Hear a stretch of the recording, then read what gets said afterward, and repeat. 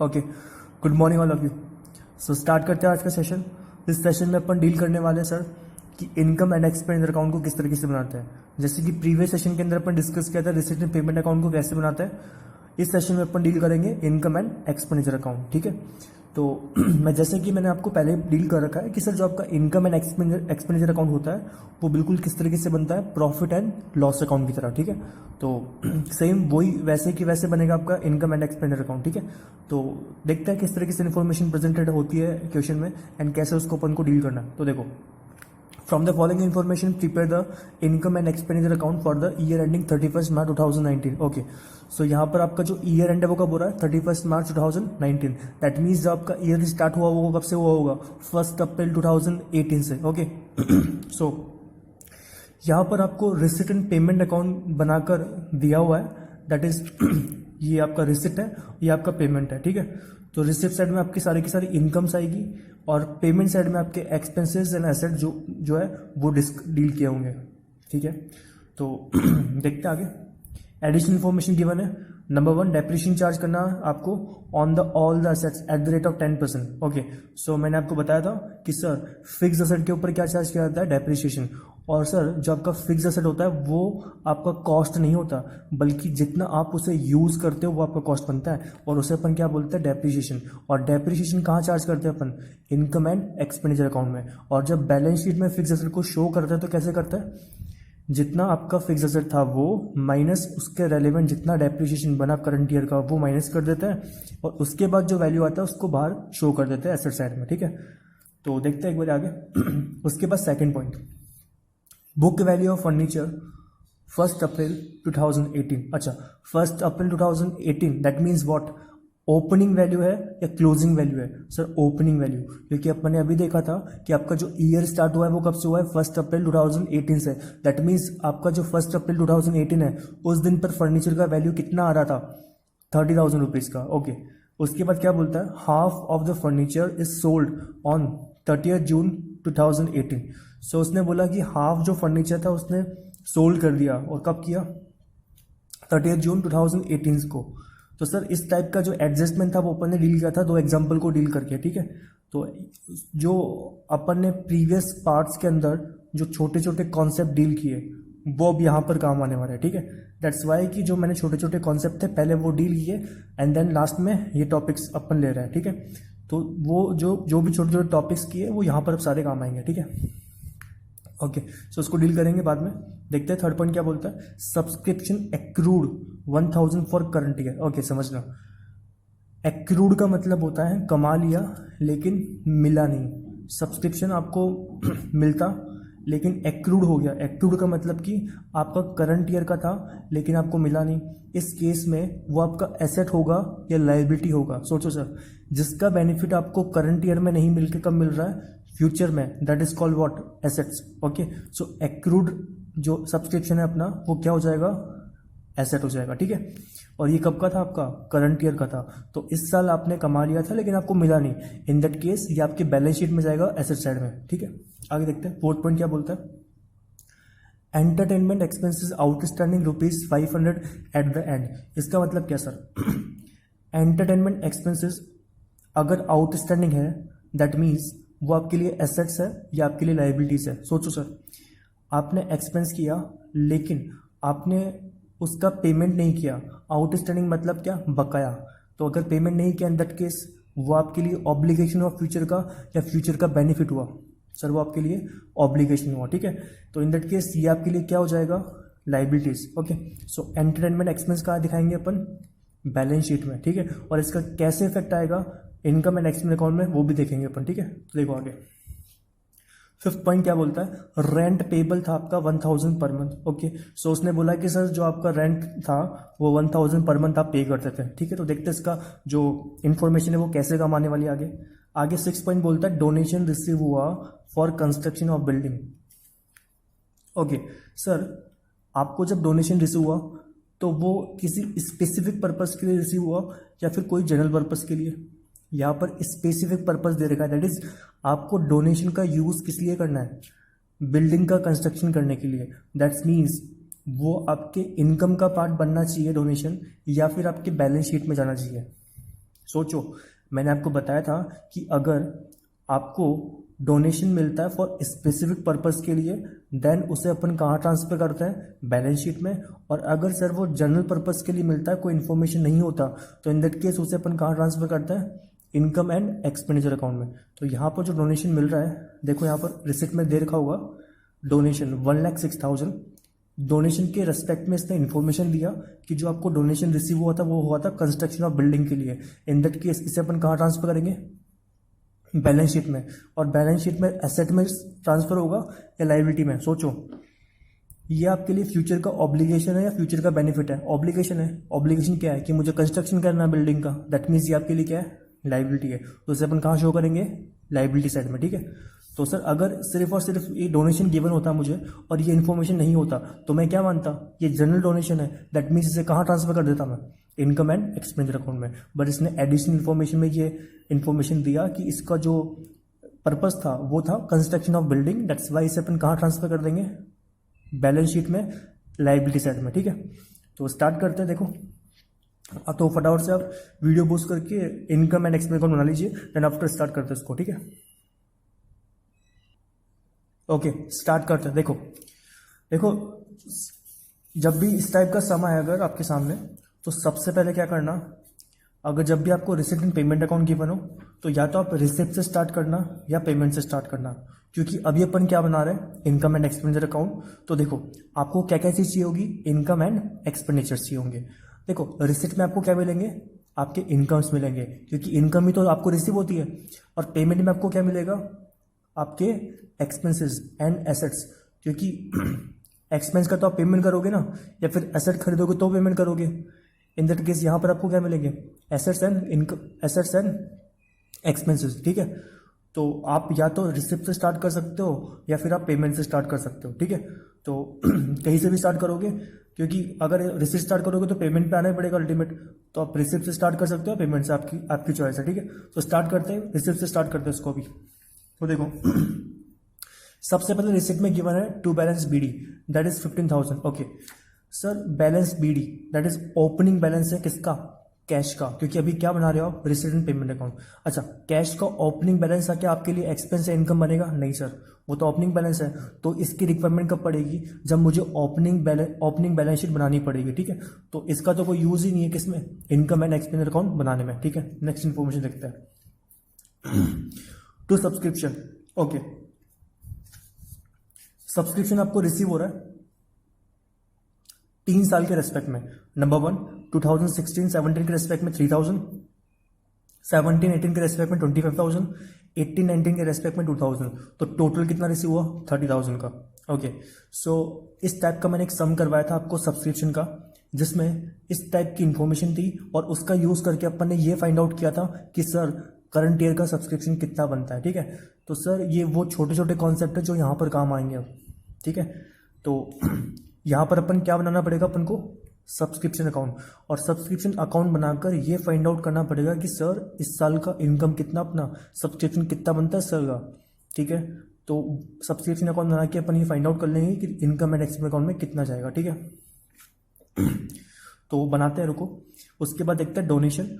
Donation sir मैंने आपको deal किया था कि अगर कोई भी इंफॉर्मेशन नहीं होगी तो अपन इनकम एंड एक्सपेंस अकाउंट में शो कर देंगे, लेकिन 6 जो पॉइंट था वो डील करता था कि डोनेशन के बारे में, और जो बोलता था कि जो डोनेशन मिला वो कंस्ट्रक्शन ऑफ बिल्डिंग के रेस्पेक्ट में मिला। इन दैट केस ये कहाँ पर जाएगा, आपका बैलेंस शीट में। तो इसका कोई भी जो अमाउंट है वो कहाँ नहीं जाएगा, इनकम एंड एक्सपेंडिचर अकाउंट में, ठीक है। तो एक बार फटाफट से सब्सक्रिप्शन को डील करते हैं, देन आफ्टर आगे चलते हैं, ठीक है। तो सबसे पहले बनेगा working note number 1।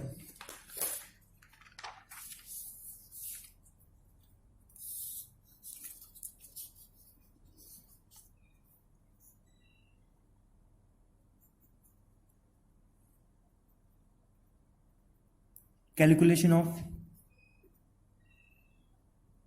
Amount of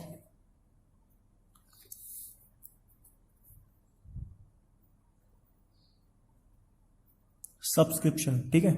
तो सब्सक्रिप्शन का अपन को अमाउंट पता करना है, तो इस केस में अपन क्या बनाते थे सर, सब्सक्रिप्शन अकाउंट, ठीक है। तो फटाफट से आप सब्सक्रिप्शन अकाउंट बना लीजिए। ओके, सो आपने अकाउंट बना लिया होगा। अब डील करते हैं इन्फॉर्मेशन को, जो भी इन्फॉर्मेशन गिवन है उसको पुट करते हैं। यहाँ पर देखो सबसे पहले आपको गिवन है यहाँ पर कि सर सब्सक्रिप्शन मिल रहा है 3 ईयर के रेस्पेक्ट में। नंबर 1 2016-17 के रेस्पेक्ट में। अच्छा सर समझना, 2016-17 के रेस्पेक्ट में आपको इस ईयर में सब्सक्रिप्शन क्यों मिलेगा? क्योंकि सर आपने शायद पेमेंट नहीं किया होगा इसलिए मिलेगा।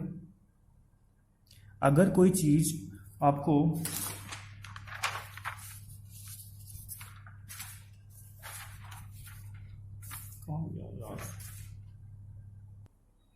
ओके देखो, ये आपका फाइनेंशियल ईयर था, करंट ईयर, ये आपका प्रीवियस ईयर। अगर आपको करंट ईयर में, आपका करंट ईयर कौन सा सर?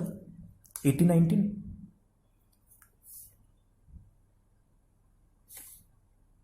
ओके सर एक मिस्टेक है यहाँ पे, देखना, इसको चेंज कर लेते हैं।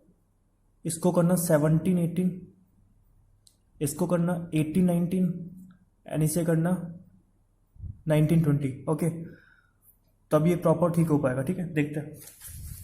देखो सर, तो आपका करंट ईयर था 18-19, ठीक है, और आपका प्रीवियस ईयर कौन सा हुआ फिर? 17-18। तो सर 17-18 का पैसा अगर आपको करंट ईयर में, क्योंकि आप कब बना रहे हो रिसिप्ट पेमेंट अकाउंट? 31 मार्च 2019, मतलब कि ये जो रिसिप्ट पेमेंट अकाउंट बना वो कब बना? 18-19 में। तो सर यहाँ पर जब सब्सक्रिप्शन का अमाउंट देखा 30,000, तो उसमें सर कुछ पैसा ऐसा था जो आपको 17-18 के रेस्पेक्ट में मिला था। मतलब कि वो पैसा ऐसा था, 30,000 में से 3,000 रुपये ऐसा था जो आपको मिला था प्रीवियस ईयर के रेस्पेक्ट में। तो इस केस में जब यहाँ पर बैलेंस शीट बना होगा आपका, तो उस केस में वो आपके लिए क्या रहा होगा? एसेट रहा होगा या लाइबिलिटी रहा होगा?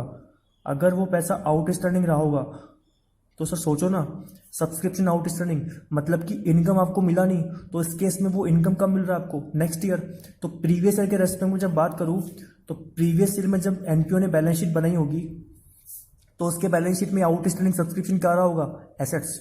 ठीक है, तो आउटस्टैंडिंग सब्सक्रिप्शन यहाँ पे कितना आ रहा होगा? 3,000 का।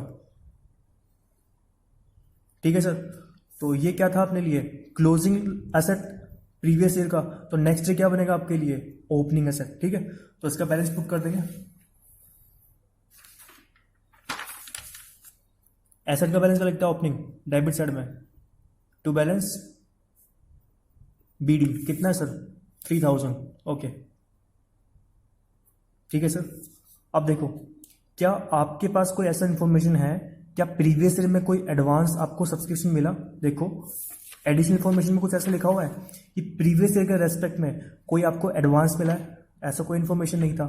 तो सर अगर प्रीवियस ईयर में आपको कोई एडवांस मिलता नेक्स्ट ईयर के रेस्पेक्ट में, दैट इज करंट ईयर के रेस्पेक्ट में, देखो यहाँ पर अगर इस साल में कोई मुझे एडवांस मिलता जो 18-19 का होता, ठीक है, मतलब मिलना तो यहाँ चाहिए था इस ईयर में, लेकिन उसने कब दे दिया? 17-18 में, तो उस केस में तो अपने लिए लायबिलिटी होता ना, वो ऑब्लिगेशन होता। बट ऐसा कोई इन्फॉर्मेशन है नहीं, इसका मतलब कि एडवांस सब्सक्रिप्शन का कोई ओपनिंग बैलेंस नहीं है। ठीक है, तो लायबिलिटी साइड में कोई बैलेंस नहीं आएगा। ठीक है, अब देखते हैं आगे। अपने पास सब्सक्रिप्शन रिसीव हुआ तो टोटल लेता है या फिर जितना करंट ईयर का वो लेता है? सर मैंने आपको बताया था कि जब कैश लेते हैं अपन तो पूरा जो एक्चुअल में मिलता है ना वो लेता है। तो मैंने बताया था कहाँ पोस्ट करते हैं इसको? क्रेडिट साइड में। तो अगर सर आपको सब्सक्रिप्शन अकाउंट नहीं आता तो प्लीज़ एक बार आप वापस से उसको रिवाइज करके इस वीडियो को देखना, ठीक है, ताकि कंफ्यूजन हो, क्योंकि मैं बहुत जल्दी से समझा रहा हूँ उसको यहाँ पर। ठीक है, तो बाई कैश कितना? 30,000। ठीक है सर, उसके बाद अब अभी अपन को क्या बैलेंस पुट करने हैं? क्लोजिंग वाले। अब देखो, अगर 19-20 में आपको 2,000 मिला, मतलब कि सर ये 2,000 कब का मिल रहा है आपको? 19-20। और 19-20 कौन सा ईयर है? आप अगर करंट ईयर आपका है 18-19, ये देखो सर, ये क्या था आपका? Current year. तो 18-19 क्या आपके लिए? 19-20 क्या आपके लिए? ये तो आपके लिए एक नेक्स्ट ईयर है ना। तो नेक्स्ट ईयर, अगर नेक्स्ट ईयर का पैसा अगर आपको करंट ईयर में मिल जाएगा तो वो आपके लिए क्या बन जाएगा? ऑब्लिगेशन। ऑब्लिगेशन तो हुआ ना, क्योंकि लोगों ने मुझे 19-20 का पैसा कब दे दिया? 18-19 में दे दिया। इसका मतलब वो आपके लिए ऑब्लिगेशन बनेगा। तो जब वो लास्ट में बैलेंस शीट बनाएगा यहाँ पर एनपीओ, तो उसके लिए वो क्या रहा होगा? ऑब्लिगेशन। तो ये क्लोजिंग बैलेंस होगा ओपनिंग, सर ओपनिंग तो था ही नहीं अपन ने देखा अभी, तो ये क्या बनेगा आपके लिए क्लोजिंग बैलेंस। तो लाइबिलिटी का ओपनिंग बैलेंस का लिखते हैं अपन क्रेडिट, और क्लोजिंग का आएगा डेबिट साइड में। तो ओपनिंग पता नहीं है तो क्लोजिंग पुट कर देंगे। क्लोजिंग कितना मेरे पास 2000 का, okay, to balance CD advance of current year, ठीक है। और ये था आपका आउटस्टैंडिंग ऑफ प्रीवियस ईयर। तो प्रीवियस ईयर कोई एडवांस था नहीं तो वो नहीं लिखा अपन ने, ठीक है। अब अपन को क्लोजिंग बैलेंस किसका लिखना है, एसेट का। देखते गिवन है क्या, देखो थर्ड पॉइंट देखना। थर्ड पॉइंट अपन को बोला था कि सब्सक्रिप्शन एक्रूड हुआ 1000 फॉर करंट ईयर। इसका मतलब क्या सर, एक्रूड मतलब क्या होता है, आपने इनकम कमा लिया लेकिन आपको मिला नहीं, इसका मतलब कि वो आपके लिए क्या रहा होगा, आउटस्टैंडिंग। एक्रूड को अपन ये भी तो बोल सकते हैं आउटस्टैंडिंग, क्योंकि आपने कमा लिया उसको, एनपीओ के मेंबर को दे देना चाहिए था लेकिन उन लोगों ने नहीं दिया, इसका मतलब वो क्या बनेगा आपका एसेट बनेगा, ठीक है। और एसेट का, और ये देखो ये जो आपका एसेट है वो करंट ईयर का था या प्रीवियस ईयर का, करंट ईयर का, इसका मतलब कि करंट ईयर का क्लोजिंग बनेगा, ठीक है। क्योंकि ओपनिंग तो मुझे पता है 3000 और इसमें बोला कि करंट ईयर में नहीं मिला, इसका मतलब वो क्लोजिंग में तो बैलेंस जा सकता है ना, ओपनिंग तो बन नहीं सकता अपना ये। तो ये जो सब्सक्रिप्शन एक्रूड किया 1000 वो आपके लिए क्या है, क्लोजिंग एसेट है, ठीक है। तो इसे पुट कर देंगे क्लोजिंग एसेट को क्रेडिट साइड में, that is by balance CD outstanding of current year, कितना सर 1000 का, ठीक है। तो ये एडवांस का बैलेंस कितना था अपने पास 2000, ओके। तो ये बैलेंसेस पुट कर दिया अपन ने। अब सर सारे के सारे बैलेंस पुट हो गए, ओपनिंग एसेट पता है मुझे, क्लोजिंग एसेट पता है मुझे, ओपनिंग एडवांस का कुछ बैलेंस था ही नहीं तो लिखा नहीं अपन ने, लेकिन क्लोजिंग एडवांस का बैलेंस पता था वो लिख दिया अपन ने। अब बैलेंसिंग में से क्या निकाल लेंगे अपन कि sir income and expense account में कितना जाएगा, income and expenditure account balancing figure, ठीक है। तो पहले टोटल कर लेते हैं। तो देखो टोटल ज़्यादा किस तरफ का आ रहा है, क्रेडिट का कितना 31,000, ठीक है। तो डेबिट का कितना हो जाएगा, डेबिट का भी उतना होगा, डेबिट इजिकल टू क्रेडिट, तो जो ज़्यादा आएगा उस तरफ का टोटल लगा लेंगे अपन। तो जो अपोनेंट साइड है उसका भी कितना आएगा वही आएगा, ठीक है 31,000। तो 31,000 में से अगर लेस करेंगे अपन कितना 5,000, तो कितना आता है 26,000। तो ये था सर अपना करंट ईयर का इनकम, ठीक है। तो अपन ने क्या किया, बैलेंसेस को पुट किया और बैलेंसिंग में से क्या निकाल लिया कि सर अपना करंट ईयर का इनकम कितना है, ठीक है। तो 31,000 अगर क्रेडिट का टोटल है तो 31,000 डेबिट का टोटल आएगा। डेबिट के टोटल में से जो ये बैलेंस था 3,000 2,000, तो टोटल कितना हो गया 5,000। तो बैलेंसिंग में से अपन ने क्या निकाल लिया कि सब्सक्रिप्शन में इनकम एक्सपेंस में कितना वैल्यू जाने वाला है, ठीक है। इस तरीके से अपन ने वैल्यू फाइंड आउट कर लिया। अब इसे कहाँ पुट कर देंगे अपन, इनकम एंड एक्सपेंडिचर अकाउंट में,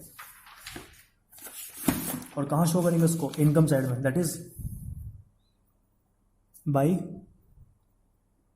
सब्सक्रिप्शन, ब्रैकेट में लिखना वर्किंग नोट नंबर 1 26,000, ठीक है। तो इस तरीके से पुट करना है, ठीक है। आगे देखते हैं, ओके। सब्सक्रिप्शन डील हो गया अपना।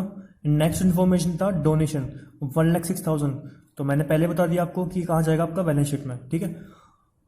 अगला इन्फॉर्मेशन था टू रेंट ऑफ होल, 5,000 आपको रेंट मिला होल के रेस्पेक्ट में, ठीक है। तो आपने होल को किराए में दिया होगा तो अंदर के आपको इनकम मिल गया उससे, तो वो इनकम क्या है आपके लिए, कहाँ जाएगा आपका इनकम एंड एक्सपेंस अकाउंट में, ठीक है। तो शो कर देंगे अपन। अच्छा, इसके बारे में कोई इन्फॉर्मेशन था एडिशनल जो अपन को एडजस्टमेंट करना था, तो कहीं पर भी इसका एडिशनल इन्फॉर्मेशन नहीं था, तो अपन ने ये मानेंगे कि सर ये जो करंट ईयर का ये जो आपको मिला 5,000 यही आपका करंट ईयर का है, ठीक है। That means by rent of whole, ठीक है, कितना 5,000, ओके, ठीक है सर। नेक्स्ट आगे बोलता है सर कि आपको इंटरेस्ट मिल रहा है on bank deposits, okay.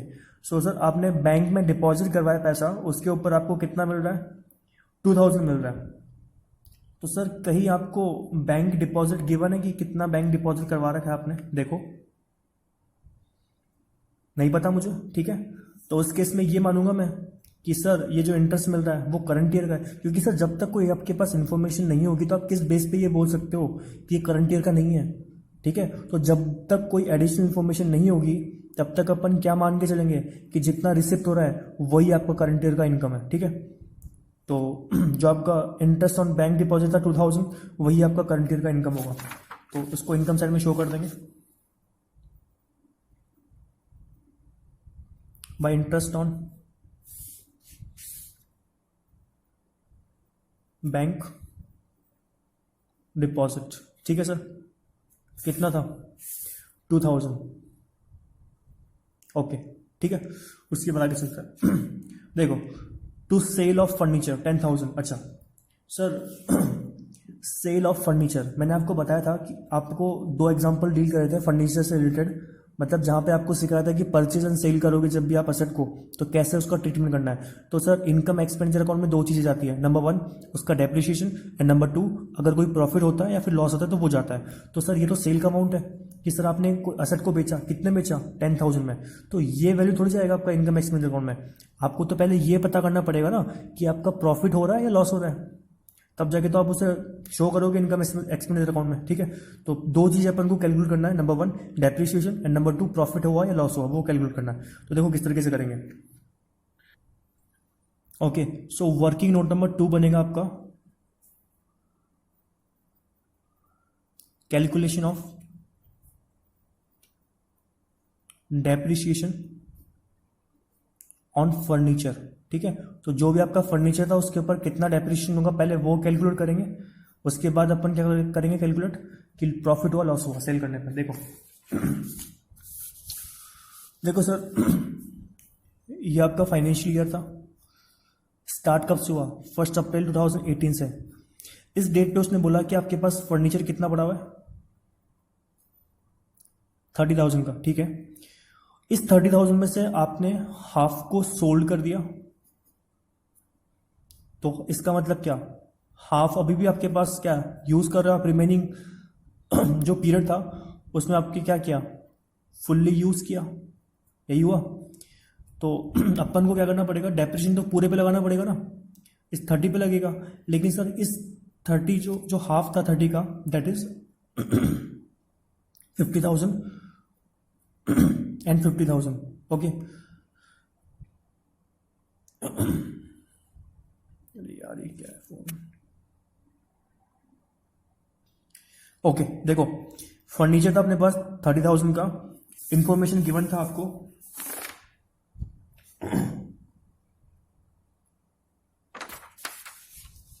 Information given था कि सर जो बुक वैल्यू था फर्नीचर का 1 अप्रैल 2018 के दिन, उसमें से हाफ को अपन ने सोल्ड कर दिया 30 जून 2018 को। तो देखो सर 30 जून 2018 को आपने यहां पर क्या कर दिया? उसको सोल्ड कर दिया। इसका मतलब कि सर इस हाफ के ऊपर डेप्रिसिएशन कब तक का लगेगा? जिससे आप सोल्ड कर रहे हो हाफ को, उस पर डेप्रिसिएशन कब तक का लगेगा? जब तक उसको यूज किया। तो उसका यूज कब से लेकर कब तक हुआ? 1 अप्रैल 2018 से लेकर 30 जून 2018 तक। तो कितने महीने हो गए सर? ये 3 मंथ्स, ठीक है। तो इस पे जो डेप्रिसिएशन लगेगा वो 3 मंथ्स का लगेगा। लेकिन सर अभी भी हाफ तो पड़ा हुआ है ना अपने पास, तो वो हाफ के बारे में कोई इन्फॉर्मेशन नहीं है। तो इसका मतलब कि उसको कब तक यूज किया? फुल ईयर यूज किया। तो अगर आपने फुल ईयर यूज किया इसका मतलब कि उस पर पूरा का पूरा डेप्रिसिएशन चार्ज करेंगे, ठीक है। तो देखो किस तरीके से चार्ज करना है इसका डेप्रिसिएशन।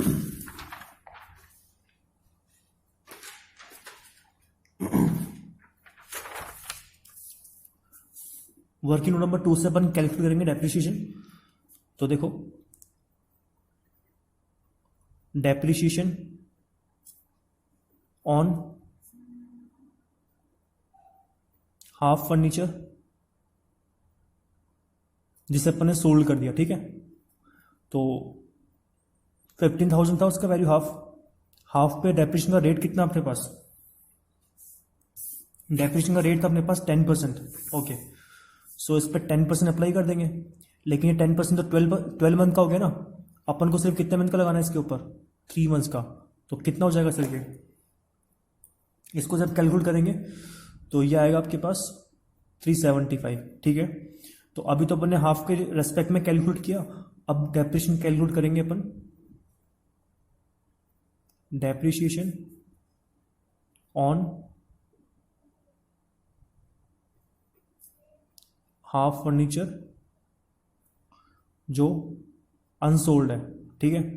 तो कितना सर, वो भी 15,000 था, 10% लगा देंगे, लेकिन इसको तो पूरे 12 मंथ्स यूज़ किया, तो इसमें कोई नंबर ऑफ मंथ्स का कैलकुलेशन नहीं करेंगे, इसे पूरा का पूरा कैलकुलेट कर देंगे। तो इसका जो डेप्रिसिएशन आएगा कितना आएगा 1500। तो टोटल डेप्रिसिएशन कितना हो गया अपना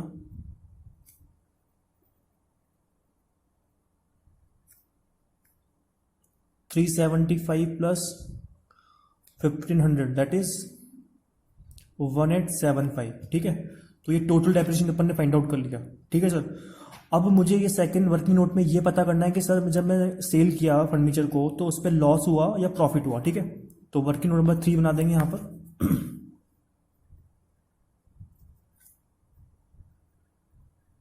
कैलकुलेशन ऑफ प्रॉफिट और loss on sale of furniture, ठीक है। तो देखो सर फर्नीचर का वैल्यू कितना 15,000, आपने उसको सोल्ड कितना भी किया था, देखो रिसिप्ट साइड में आपने वैल्यू कितना आया था, सेल किया फर्नीचर को 10,000 में, इसका मतलब कि उससे कैश इनफ्लो कितना हुआ 10,000 का। तो उससे मुझे मिला कितना 30 जून को 10,000। अगर कोई चीज़ 15,000 की थी, आपको उससे मिल रहा 10,000, तो प्रॉफिट या लॉस, लॉस कितना 5,000 का, जो गलत है। क्यों गलत है सर, क्योंकि सर अपने कब बेचा उसको 30 जून 2018 को, लेकिन सर ये जो 15,000 था ये वैल्यू कब का था 1 अप्रैल 2018 का। तो सर दोनों क्या डेट कंपेरेबल है क्या, दोनों डेट की वैल्यू अलग अलग है। तो अपन को क्या करना पड़ेगा, ये जो 15,000 है इस वैल्यू को कहाँ लाना पड़ेगा 30 जून 2018 के दिन लाना पड़ेगा कि इस डेट पे इसका वैल्यू कितना। तो सर अगर मैं 15,000 में से इसके रेस्पेक्ट में जो 3 मंथ्स का डेप्रिसिएशन बनता था वो हटा दूंगा, तो किस डेट की वैल्यू निकल के जाएगी 30 जून की वैल्यू निकल के जाएगी, ठीक है। तो वही करना है अपन को यहाँ पर। तो अपन क्या करेंगे पहले उस हाफ जो फर्नीचर था जिसको बेचा उसको अपन किस डेट की वैल्यू बनाएंगे कि सर 30 जून की वैल्यू कितनी है उसकी। तो देखो वैल्यू ऑफ फर्नीचर ऑन 30 जून 2018, ठीक है। तो कितना हो जाएगा सर, उसका वैल्यू कितना 15,000 और उसके रेस्पेक्ट में डेप्रिसिएशन कितना 375, तो उसका वैल्यू कितना जाएगा सर, अगर इसमें से लेस करेंगे 15,000 माइनस 375 दैट इज 14,625, ठीक है।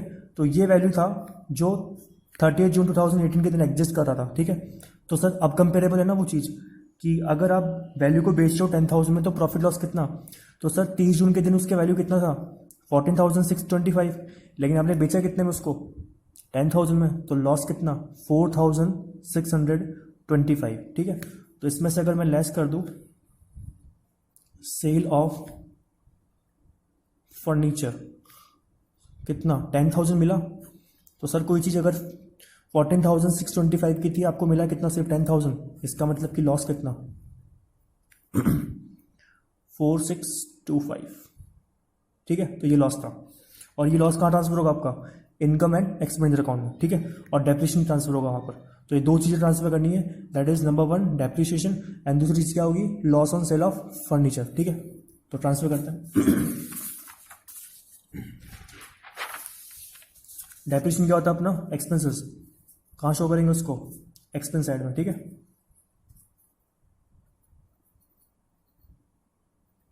डेप्रिसिएशन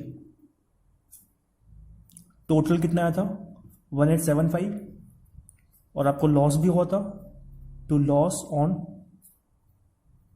सेल ऑफ फर्नीचर 4,625, ठीक है। तो ये चीज शो करनी।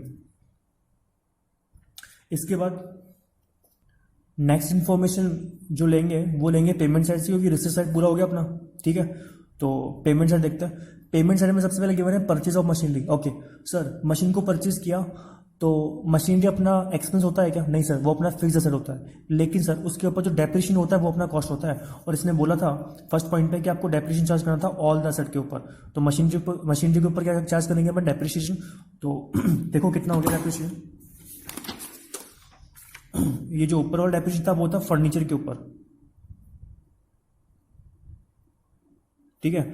अब जो डेप्रिसिएशन चार्ज करेंगे वो करेंगे डेप्रिसिएशन ऑन मशीनरी, ठीक है। सर सबसे पहले एक चीज देखो कि जो मशीनरी था वो क्या आपके पास स्टार्टिंग से था या आपने ड्यूरिंग द ईयर परचेज किया? ड्यूरिंग द ईयर परचेज किया। कब परचेज किया? 1 जुलाई 2018 को। दैट मीन्स आपका जो डेप्रिसिएशन होगा क्या वो फुल ईयर का होगा या फिर जितने मंथ्स आपने यूज किया उतने उसके रेस्पेक्ट में डेप्रिसिएशन चार्ज करेंगे? तो जितना आपने यूज किया उसके रेस्पेक्ट में डेप्रिसिएशन चार्ज होगा, ठीक है। तो देखो आपने इसका यूज कब से किया था? 1 जुलाई 2018 से। दैट मीन्स यहाँ से लेके जुलाई से लेके 31 मार्च 2018 सॉरी, तो वहां तक कितने मंथ्स हो जाते हैं?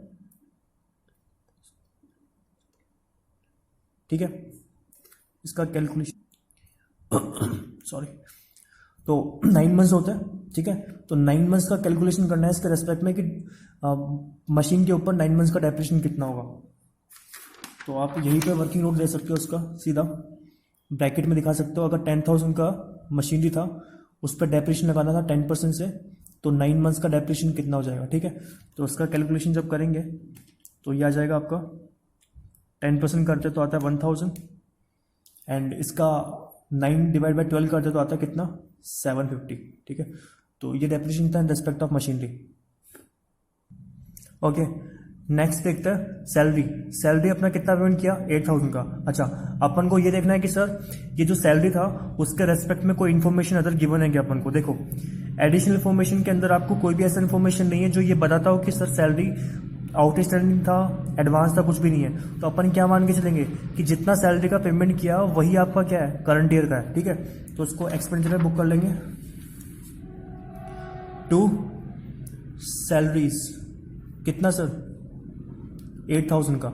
अगर कोई इन्फॉर्मेशन होता तो मैं एडजस्ट करता उसको, बट कोई भी इन्फॉर्मेशन नहीं था। इन दैट केस मैं क्या मानूंगा कि सर यहाँ पर जो 8,000 का पेमेंट किया वही आपका क्या था? पूरा का पूरा करंट ईयर का। इस केस में पूरा 8,000 को अपन एक्सपेंस मान के एक्सपेंस रेट में बुक कर लेंगे, ठीक है। नेक्स्ट गिवन है रेंट। रेंट था आपके पास 13,000 रुपीज का। सर देखो रेंट के रेस्पेक्ट में कोई इन्फॉर्मेशन है क्या? अच्छा, 5th पॉइंट में गिवन था कि रेंट पेबल था 1,000 पर मंथ। ओके, समझना सर, देखो अगर आपको 1,000 पर मंथ रेंट को पे करना था, आपने पे कितना किया टोटल एक्चुअल में? क्योंकि रिसिप्ट पेमेंट अकाउंट किसके बेस पे बनता है? एक्चुअल में कितना पेमेंट किया उसके बेस पे, ठीक है। तो आपने पेमेंट कितना किया? 13,000 का। और यहां पर रेंट पेबल कितना बता रहा है कि हर मंथ में कितना रेंट जाना है आपके पास से? 1,000। तो इस केस में यहां पर जो 1,000 जाएगा तो सर 12 मंथ्स का कितना होगा? क्योंकि करंट ईयर कितने मंथ का रेंट कितना? 12,000। अगर 1 मंथ का रेंट 1,000 है तो 12 मंथ का कितना? 12,000। लेकिन आपने पेमेंट कितना किया?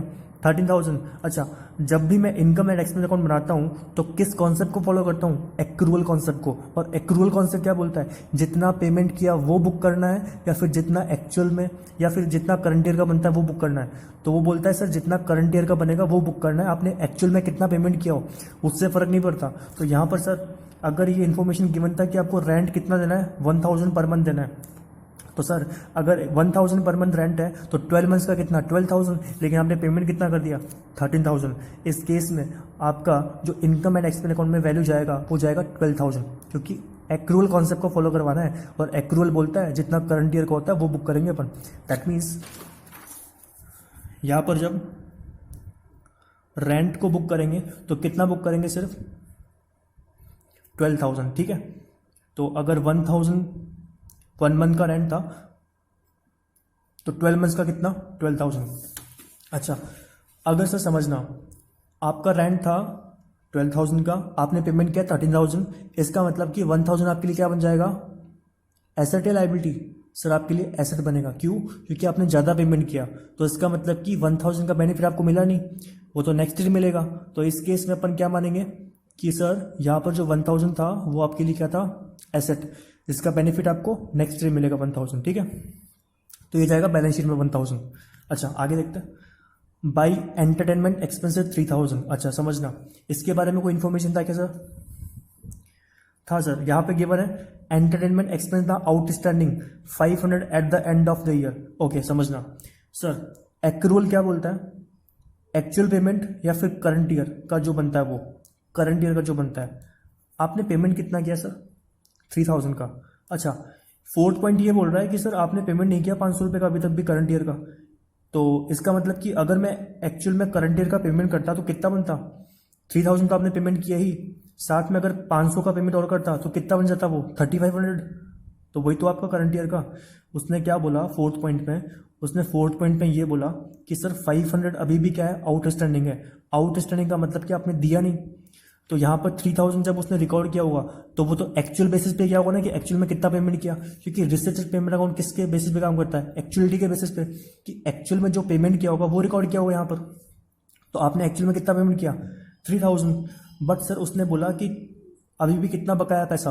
500। तो अगर मैं करंट ईयर का एक्सपेंस निकालना चाहूँ टोटल, तो कितना जाएगा आपका? 3500। ठीक है, तभी तो बोल सकता हूँ मैं कि आपने 500 का पेमेंट नहीं किया। अगर कोई एक्सपेंस 3500 का होगा और अगर आपने 3000 का पेमेंट किया, तभी तो यहाँ पर इंफॉर्मेशन लिखी हुई है ऐसे कि एंटरटेनमेंट एक्सपेंस अभी भी कितना आउटस्टैंडिंग है? 500। ठीक है, दैट मीन्स यहाँ पर जब मैं इनकम एंड एक्सपेंस अकाउंट बनाऊंगा तो वो एक्रूअल को फॉलो करेगा, और एक्रूअल ये बोलता है कि सर जो आपका करंट ईयर का एक्सपेंस होगा वो बुक करेंगे। तो एक्चुअल में 3000 पेमेंट किया, बट अभी भी करंट ईयर का कितना बकाया यहाँ पर? 500। तो अगर इसको मैं ऐड कर दूंगा तो इस साल का टोटल कितना बनता है वो पता लग जाएगा मुझे। तो मुझे करंट ईयर का एक्सपेंस तो पता करना है यहाँ पर, तो वो पता लग जाएगा मुझे। ठीक है, तो यहाँ पर रिकॉर्ड कर देंगे 2 एंटरटेनमेंट एक्सपेंसेस। ठीक है, टोटल पेमेंट कितना गया? 3000 का, प्लस आउटस्टैंडिंग एक्सपेंसेस कितना? 500। तो करंट ईयर का कितना हो जाएगा ये? 500, सॉरी 3500। ठीक है, अब तो समझना ये जो एंटरटेनमेंट एक्सपेंस था वो आपके लिए क्या बन जाएगा? लाइबिलिटीज। ठीक है, तो ये जाएगा आपके बैलेंस शीट में। ठीक है, आगे देखते हैं। परचेज किया आपने 5% गवर्नमेंट पेपर। ओके, आपने को सिक्योरिटी परचेज की गवर्नमेंट की, जिसके ऊपर आपको कितना ब्याज मिला था? 5% से। ठीक है, आपने कितना वैल्यू दिया उसके रेस्पेक्ट में? 15,000 रुपीज। ओके सर, आपका असेट आपका खर्चा होता है। अच्छा, पहली चीज़ तो मुझे बताओ कि जब मैंने परचेज किया होगा गवर्नमेंट पेपर्स, तो पेमेंट किया, कैश का आउटफ्लो होगा तभी तो आपको असेट मिलेगा ना। ठीक है, तो आपने यहाँ पर असेट को परचेज किया, लेकिन यहाँ पर इस असेट से आपको इनकम जनरेट होगा ना, क्योंकि आपको ब्याज मिलेगा। तो सर सॉरी, यहाँ पर जब परचेज किया होगा 5% गवर्नमेंट बॉन्ड, तो सर जितना आपने वैल्यू लगाया उसके अंदर, उस पर आपको कितना मिलेगा? 5% से इनकम मिलेगा। तो सर इनकम एंड एक्सपेंस में क्या जाएगा? आपका असेट का अमाउंट या आपका इनकम का अमाउंट? इनकम जाएगा सर। इनकम कितना कमा रहे हो? 5%। और किस पे कमा रहे हो? 15,000 पे। लेकिन सर आपको पहले ये पता करना पड़ेगा कि सर इसको आपने खरीदा कब, क्योंकि देखो ये आपका फाइनेंशियल ईयर था। अगर आपने उसको परचेज किया, यहाँ पर डेट गिवन है 1 अक्टूबर 2018 को। ठीक है, यहां पर अगर आपने उसको परचेज किया, फॉर एग्जांपल अगर आपने बैंक में यहां पैसे लगाए, इसको रहने दो एक बारी एक सेकेंड। अगर आपने यहां पर बैंक में पैसे लगाए और 31 मार्च 2019 को अगर आप कैलकुलेशन करोगे इनकम का, तो बैंक ब्याज आपको कितना महीने का देगी? जहां से आपने पैसा लगाया वही से तो देगी ना। तो ठीक वैसे यहाँ पर है, अगर आपने गवर्नमेंट पेपर्स के अंदर पैसा लगाया कितना? 15,000, और 15,000 का पैसा कब लगाया? 1 अक्टूबर 2018 को। तो सर आपको जो इनकम मिलेगा वो कितने महीने का मिलेगा? जहां से पैसा लगाया वहां से लेके 31 मार्च 2019 तक का। दैट मीन्स कितना हो गया आपके लिए?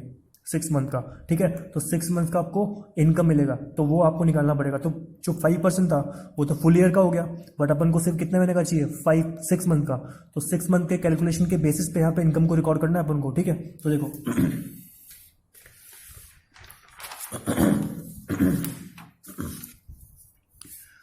तो इनकम कहाँ जाएगा आपका? इनकम साइड में, that is interest on government papers. ठीक है, कितना अमाउंट इन्वेस्ट किया? 15,000। कितना परसेंट इंटरेस्ट मिलता है? 5%। सर लेकिन इनकम कितना रिकॉर्ड करेंगे? 6 मंथ का। ठीक है, तो कितना हो जाएगा ये? 15,000 का 5%, दैट इज 750। इसका हाफ कर देंगे तो कितना हो जाएगा? 375। ओके, तो ये आपका इनकम बन जाएगा। ठीक है, तो इनकम सिर्फ उतना शो करेंगे जितना आपने एक्चुअल में अर्न किया करंट ईयर में। ठीक है। तो पूरे साल भर तो था ही नहीं आपके पास गवर्नमेंट पेपर्स, तो पूरे साल भर का इनकम आपको देगी भी नहीं गवर्नमेंट पेपर के थ्रू इनकम, ठीक है। तो उस केस में आपको 6 मंथ का कैलकुलेशन करके उसको शो करना पड़ेगा इनकम साइड में, ठीक है। आगे देखते हैं। अगला इन्फॉर्मेशन था सन्ड्री एक्सपेंसेस। सन्ड्री एक्सपेंस था आपका 5000 रुपीज का। ओके, सो 5000 का आपका सन्ड्री एक्सपेंसेस था। इसके बारे में कोई इन्फॉर्मेशन था क्या सर? कोई इन्फॉर्मेशन नहीं था। तो मैं क्या मान के चलूंगा कि जितना आपका सन्ड्री एक्सपेंस था वही आपका क्या बन जाएगा, करंट ईयर का बन जाएगा, क्योंकि जितना एक्चुअल में पेमेंट किया वही करंट ईयर का बन जाएगा। क्योंकि अगर आपके पास कोई इन्फॉर्मेशन नहीं है जिससे मैं ये पता कर सकूँ कि मेरा करंट ईयर का कितना एक्सपेंस है, इनकम है, तो उस केस में अपन वही मान लेंगे कि सर वही आपका करंट ईयर का है, ठीक है। तो इस केस में बाई सन्ड्री एक्सपेंसेस 5000 जो था वही आपका क्या मान लेंगे अपन, करंट ईयर का, जितना पेमेंट किया उतना ही करंट ईयर का आपका एक्सपेंस है। That means by sundry expenses, ठीक है सर, कितना 5000। ओके, सो 5000 बुक कर दिया। उसके बाद देखते हैं इन्फॉर्मेशन। उसके बाद सर आपके पास क्लोजिंग बैलेंस गिवन है, तो ये कहाँ जाएंगे आपके बैलेंस शीट में, तो इसका यूज आएगा नहीं यहाँ पर। तो इस तरीके से अपन ने सारे के सारे इनकम को पुट कर दिया और लाइबिलिटीज एक्सपेंसेस एंड इनकम को बुक कर दिया। तो सर इस तरीके से अपन ने क्या किया, रिसीट एंड पेमेंट अकाउंट का यूज करके बैलेंसेस पुट किया, ठीक है। ये सारे के सारे इन्फॉर्मेशन का यूज किया अपन ने, देन आफ्टर इसका बैलेंसेस को पुट किया, ठीक है। तो इसके बाद अपन क्या निकाल देंगे, जिस तरीके से प्रॉफिट लॉस निकाल देते हैं ठीक उसी तरीके से यहाँ पे क्या निकल जाएगा आपका, सरप्लस या डेफिसिट, ठीक है। तो पहले अपन टोटल लगा लेते हैं जिस तरफ का जाता है। तो यहाँ पे ज्यादा आ रहा है आपका इनकम साइड, ठीक है। तो इनकम का टोटल लगाते हैं 26,000।